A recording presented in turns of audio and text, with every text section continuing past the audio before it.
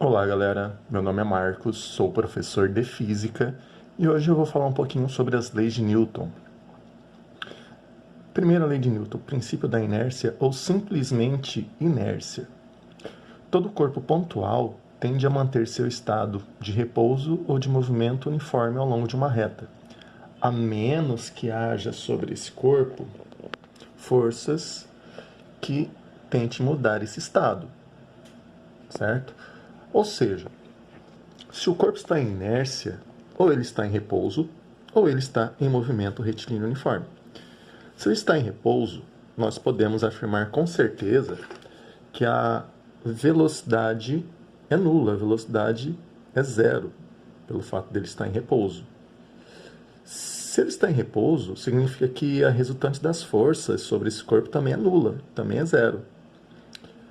Ou seja, se eu somar todas as forças que atuam sobre esse corpo, a resultante dessas forças, o somatório de todas essas forças é zero.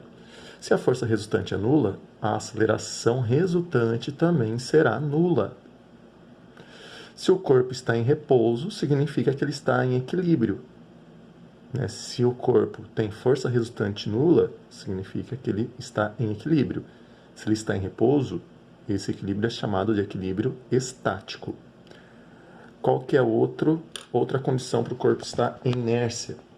O corpo ele está em inércia quando ele está em movimento retilíneo uniforme.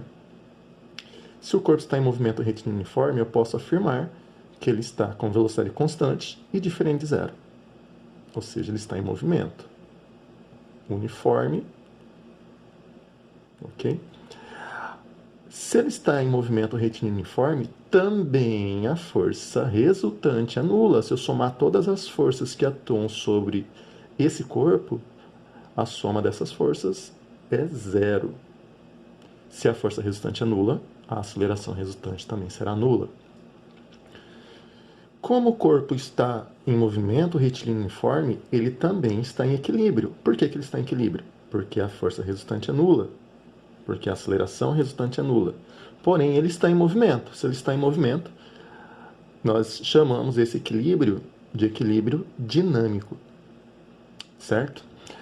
Galera, a inércia é uma propriedade da matéria que é medida através da massa dos corpos. Em outras palavras, quanto maior a massa do corpo, maior é a inércia dos corpos. É muito mais difícil fazer um trem entrar em movimento, ou se ele já estiver em movimento, fazer ele parar, do que uma bicicleta. Porque a massa do trem é muito maior do que a massa de uma bicicleta. Então é muito mais fácil colocar uma bicicleta em movimento do que um trem em movimento.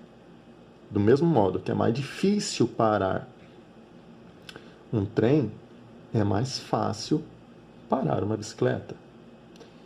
Galera, essa foi a nossa aula de inércia. Bons estudos!